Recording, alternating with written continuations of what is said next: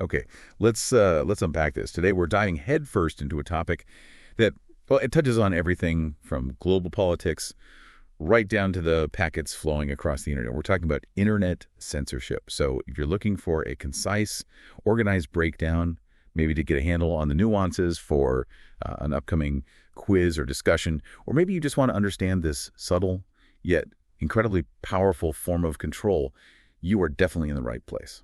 Yeah, what's truly fascinating here is how, seemingly simple actions on the internet can actually be manipulated to control the flow of information. It's a really complex area full of unique challenges, especially when it comes to just detecting and, well, measuring these controls. Our mission today is really to distill the core concepts, the different techniques people use, and the big measurement hurdles in internet censorship. We'll focus particularly on DNS-based methods and also those broader connectivity disruptions. By the end, you should have a much clearer picture. Right.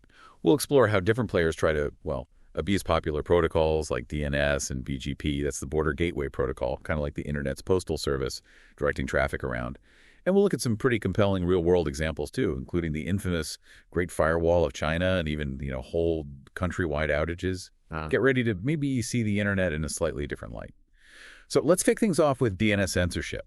For anyone maybe new to this, what exactly is it, and what's the most famous or maybe infamous example we tend to see out there? Okay, so DNS censorship is essentially a large-scale network traffic filtering strategy.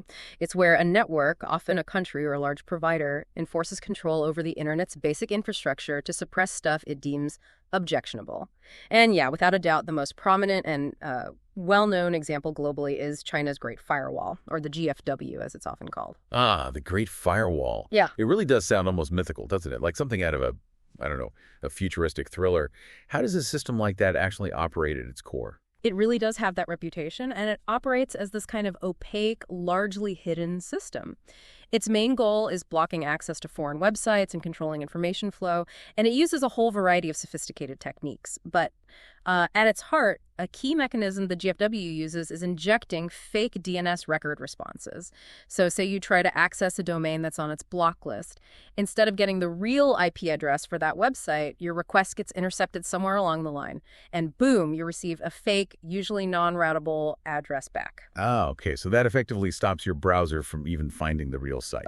Exactly. It's a fundamental kind of disruption. And for researchers trying to figure this out, it sounds so opaque. How do they even begin to reverse engineer something so secretive and, vast? That's a really critical question. How do we peek behind that curtain? Well, through a lot of extensive studies and observation over the years, researchers have managed to identify several key properties of how the GFW seems to work. First, there's the locality of the GFW nodes. Now, there have been different ideas about this, but the general consensus points to these censorship nodes being pretty widely distributed, often located right at the edge of internet service providers, the ISPs, across China. Second, there's really strong evidence of centralized management. This is super significant. Researchers have found that the block lists used in vastly different GFW locations, maybe thousands of miles apart, are often identical. This strongly suggests there's some central entity, let's call it a GFW manager, that orchestrates and pushes out these blocking rules across the whole network. Right.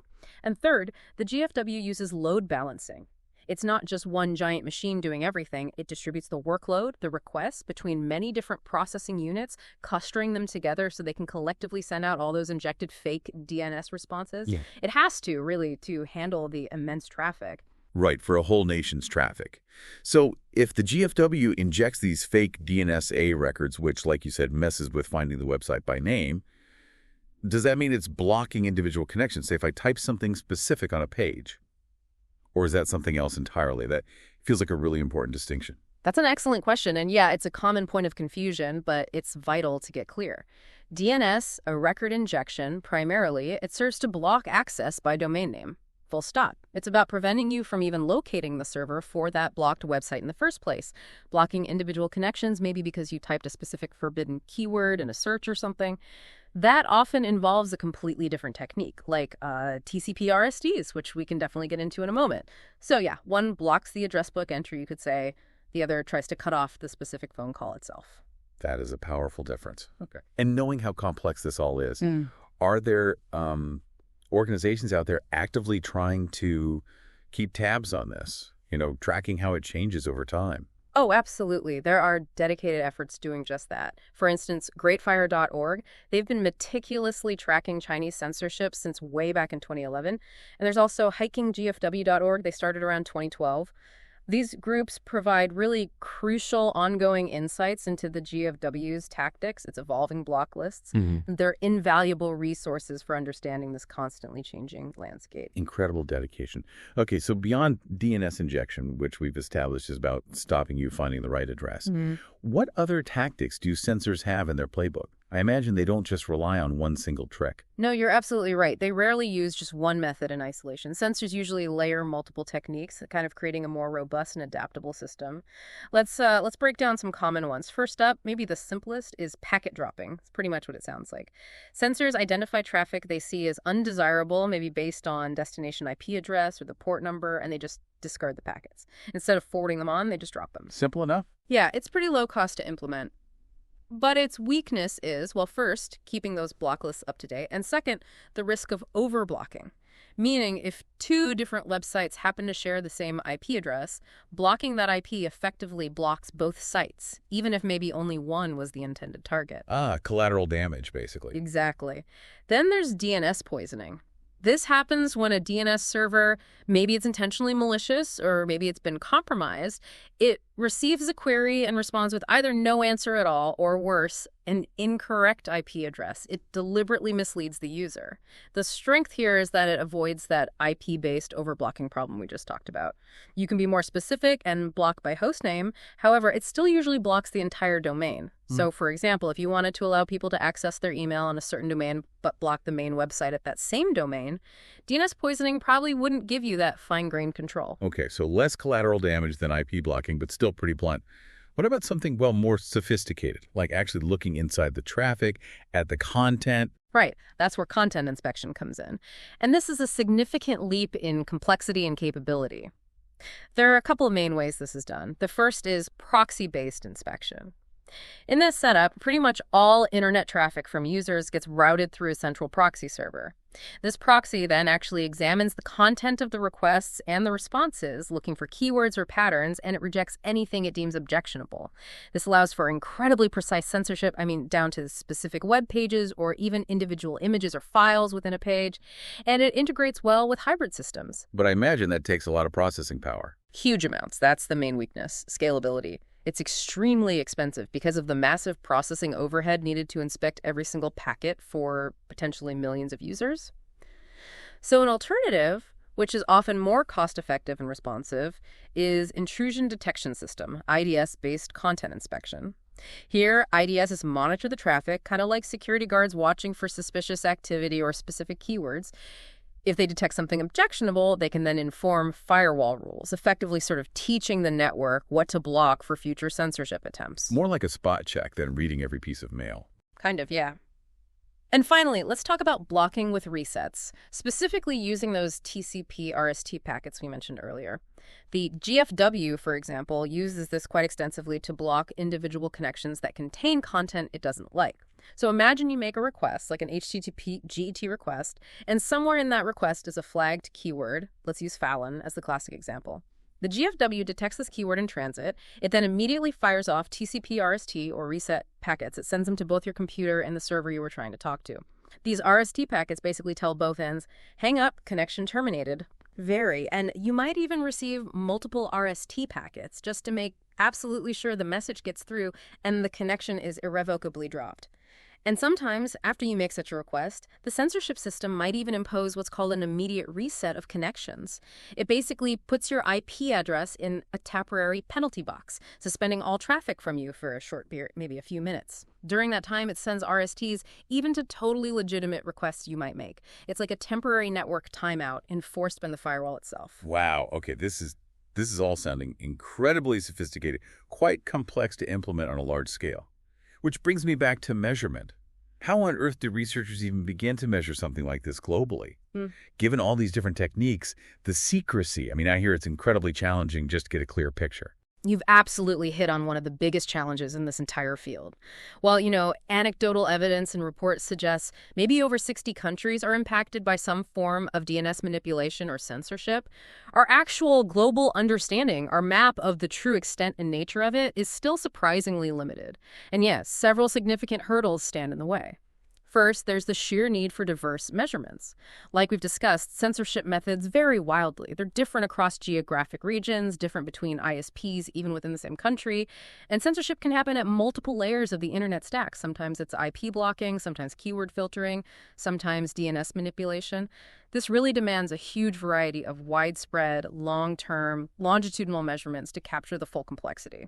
So one-size-fits-all measurement definitely doesn't work. Not at all. Second, we face a critical need for scale. A lot of the early measurement efforts, while really pioneering, often relied on volunteers running special software on their home computers. And while that provides valuable data points, it just doesn't scale up for continuous, comprehensive, global monitoring. We really need automated tools, things that don't depend on individual human volunteers, tools that can probe the internet systematically and at scale. Right. You need robots, not just people helping out. Essentially, yeah. Third, and this one's maybe the trickiest, is identifying intent. It's actually incredibly difficult sometimes to tell the difference between, say, natural variations in how the internet behaves, maybe a DNS server is slow or temporarily misconfigured, versus deliberate malicious manipulation by a censor.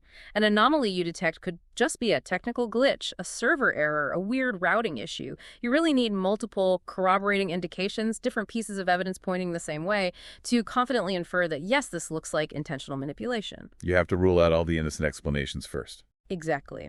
And finally, but crucially, there are profound ethics and minimizing risks to think about. Conducting censorship studies, especially trying to probe from within certain countries, can carry significant risks for the citizens living there if they get implicated, especially in places that penalize accessing censored material. This means researchers have to be extremely careful. It's generally considered much safer to rely on probing things like open DNS resolvers that are hosted within the internet's infrastructure, run by ISPs or big cloud providers, rather than sending probes from or trying to recruit individual home users, which could inadvertently put people in harm's way. That's a huge responsibility. So these challenges mean that existing systems, maybe like the OpenNet Initiative or Sensman that people might have heard of, while important, often face these kinds of limitations. Maybe they rely on volunteers or have a slightly different focus? That's generally true. They were pioneering efforts and provided invaluable insights. But tackling these specific challenges, scale, diversity, intent, ethics, really required developing new, advanced systems. Which brings us to things like Iris and Augur. Okay, so tell us about these next-generation systems. Let's start with Iris.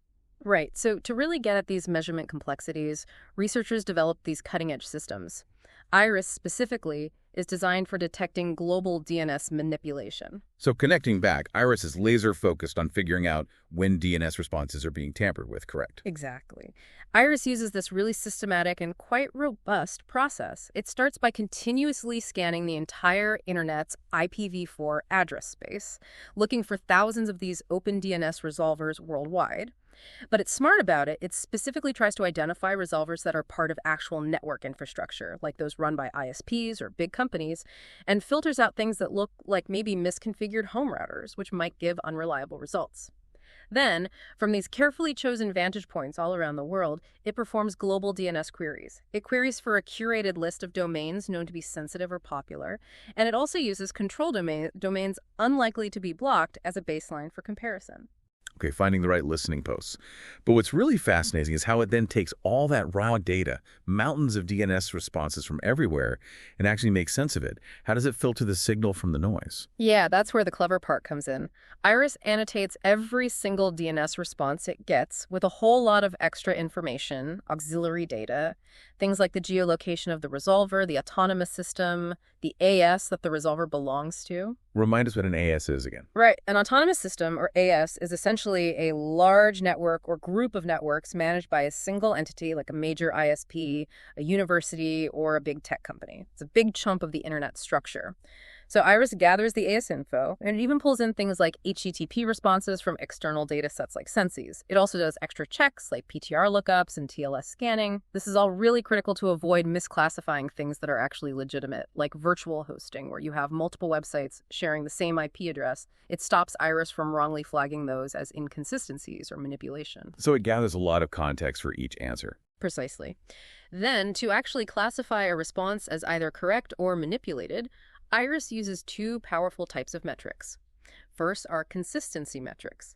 These basically check if the responses make sense when compared across different vantage points. Are the network properties, like the IP address and the AS, consistent? Is the content served from the resulting IP consistent, looking at HTTP or HTTPS certificates? The second type are independent verifiability metrics. These use external, trusted data sources to double-check. For example, a key check is, does the IP address returned in the DNS response actually present a valid browser-trusted HTTPS certificate for the domain name that was queried?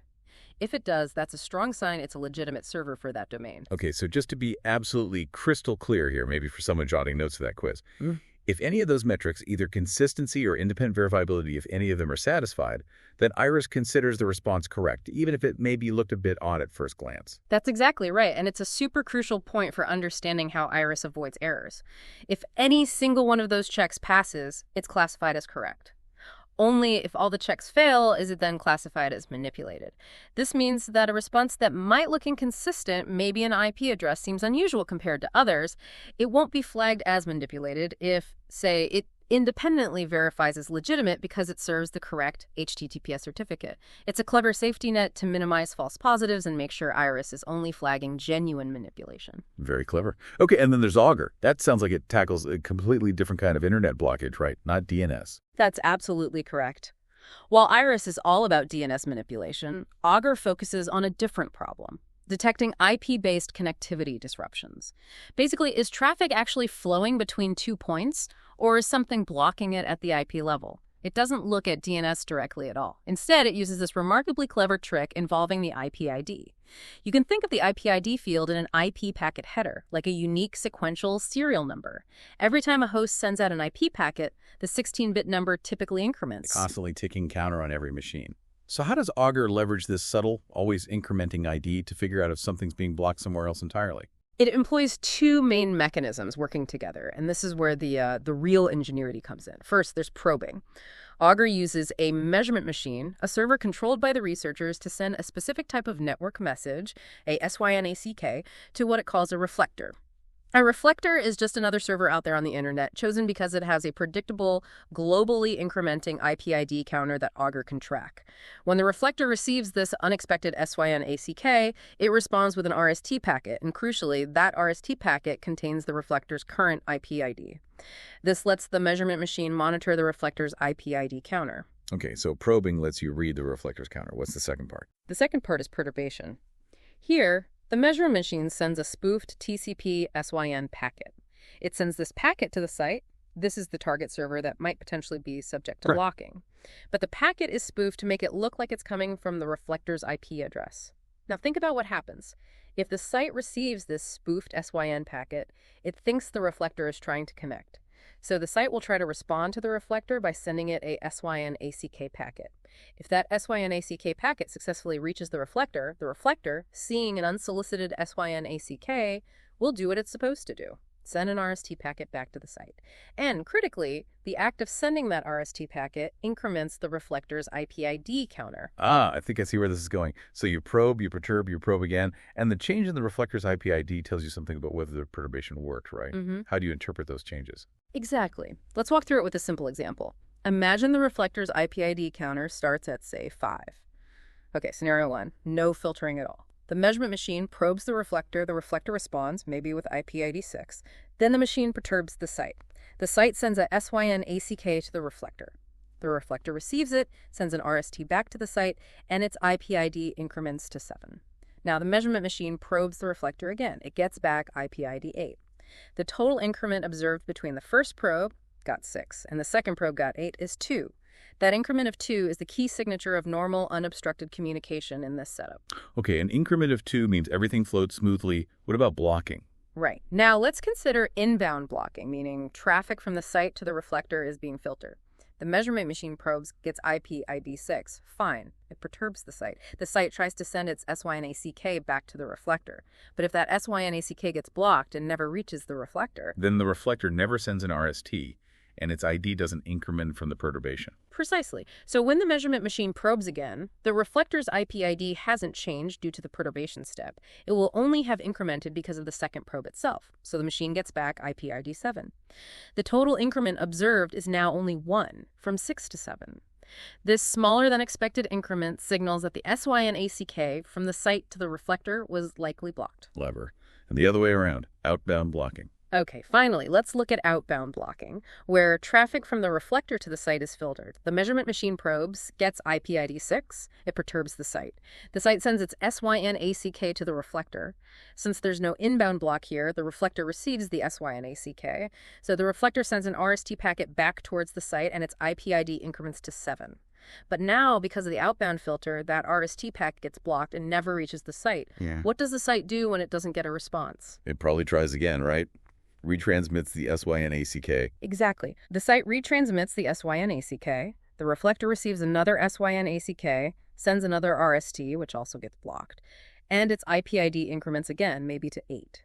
This might happen multiple times depending on the retransmission timers. So when the measurement machine finally probes the reflector again, it observes a much larger IP ID increment. Maybe it gets back IP ID 10 or 12. This unusually large increment, much bigger than the expected 2, reveals that the reflector was triggered to send multiple RSTs because the site kept retransmitting. And that implies the reflector's RSTs weren't getting through, revealing the outbound block. That is genuinely clever.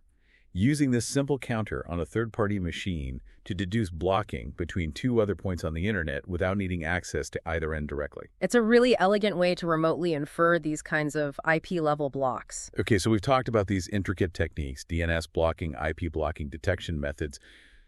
But what happens when these mechanisms are taken to the extreme, when they're used to create entire countrywide internet outages? I mean, that's kind of the ultimate form of control, isn't it? It absolutely is. And it represents, the highest level of censorship, completely severing internet access for potentially millions of people. Now, while you could physically disconnect hardware, pull fiber optic cables, that's often disruptive and obvious. More commonly, large-scale shutdowns are achieved through, let's say, more subtle software-based means, typically by interrupting routing or packet forwarding. One key method is routing disruption. This involves manipulating those core internet protocols, particularly BGP, the Border Gateway Protocol. Remember, BGP is how different networks announce to each other which IP addresses they can reach. By simply withdrawing those announcements, those advertised IP prefixes, or maybe changing their properties in certain ways, an entire network, or huge chunks of it, can just vanish from the global internet's map. They become unreachable. This method is generally more detectable from the outside because it fundamentally alters the global routing tables that many organizations monitor. You can literally see a country disappear from the routing maps. Pretty much, yeah. The other common method is packet filtering, implemented on a massive scale. This uses large firewalls or specialized network switches, often at the country's main internet gateways, to simply block packets based on certain criteria, maybe all traffic, maybe traffic to or from specific places. This disrupts the normal forwarding of data, but might not necessarily involve changing the BGP routing information itself. So this approach can sometimes be harder to detect definitively from the outside, often requiring active probing techniques, perhaps like those used by Augur, to confirm that packets just aren't getting through. And we have some really stark, compelling, real-world case studies from back in 2011 that perfectly illustrate these different approaches to countrywide shutdowns, don't we? Yes, absolutely. The internet shutdowns that occurred in Egypt and Libya during the political upheavals of early 2011 provide incredibly clear, real-world examples of exactly how these methods get deployed. In Egypt, things escalated really quickly. On January 25th, 2011, Twitter access was reportedly blocked. Then, just 2 days later, on January 27th, there was a dramatic, almost complete internet shutdown across the entire country. And this lasted for about 5.5 days. Analysis of global internet routing data during that period showed something unmistakable. Virtually all the BGP routes, those path advertisements to Egyptian networks, were systematically withdrawn from the internet's global routing table. Wow. It was a textbook example of large-scale BGP routing disruption. And it was clearly enabled because Egypt's internet infrastructure at the time was heavily centralized and largely state-controlled. If you looked at the data, the number of unique IPv4 prefixes announced by Egyptian networks plummeted from around 2,500 normally down to fewer than 500 during the blackout. It was an undeniable, almost instantaneous digital disconnect. A digital curtain falling. What about Libya? Was it the same story? Libya's situation was also dramatic, but it showed a bit more variety. They experienced multiple distinct outages around the same period.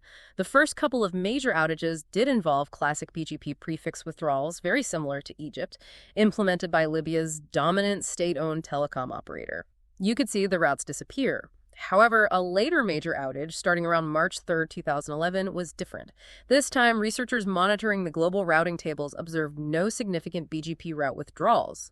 The rights largely stayed visible to the outside world. So it looked like Libya was still connected, routing-wise? From a BGP perspective, yes. But obviously, people inside couldn't get out. So researchers looked at other data, specifically analyzing darknet traffic. This is basically unsolicited background radiation of the internet packets sent to unused IP addresses. They observed that even during this third outage, a small but measurable amount of this darknet traffic was still reaching monitored darknet addresses inside Libya. This persistent trickle of traffic, even while normal communication was blocked, was consistent with large-scale packet filtering being the cause, rather than a full BGP routing shutdown. The gateways were likely still up, but selectively dropping most or all user traffic.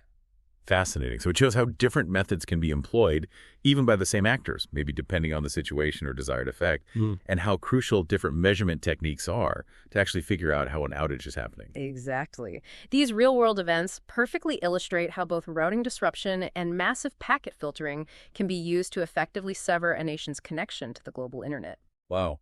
Okay, that really was a deep dive into the complex, often quite hidden world of internet censorship. We've covered a lot of ground, from the basics of injecting fake TNS records with the GFW to the really ingenious use of global IP IDs for detecting IP-level blocks with Augur, and even the dramatic impact of countrywide BGP route withdrawals or filtering like we saw in Egypt and Libya. For anyone maybe trying to synthesize this, perhaps for that quiz or just for a solid understanding, I think the key takeaways are really remembering those distinctions. DNS censorship versus connectivity disruptions, the specific mechanisms like DNS injection versus TCP/RSTs, and appreciating those significant challenges involved in just measuring this stuff globally. Absolutely. And if we kind of connect this to the bigger picture, the ongoing ability to measure and understand these methods, it isn't just some academic exercise, right? It's fundamentally critical for things like global information freedom, for understanding political control, even for human rights. Systems like IRIS and Augur, they're really at the forefront of this effort, but they have to constantly evolve because the censorship techniques themselves are always adapting, always becoming more sophisticated, more subtle, which I think raises a really important question, maybe something for you, the listener, to consider. As these censorship methods continue to get more advanced and harder to detect, what new, perhaps equally innovative detection strategies might we need to develop to stay ahead in the future? How do we keep measuring the unseen? That is a great and, frankly, a profound question to ponder as we all continue to navigate this ever-evolving digital landscape. Well, thanks so much for joining us on this deep dive. We genuinely hope this organized overview helps you ace that quiz, or simply gives you a new appreciation for the hidden complexities shaping our experience of the internet. Until next time.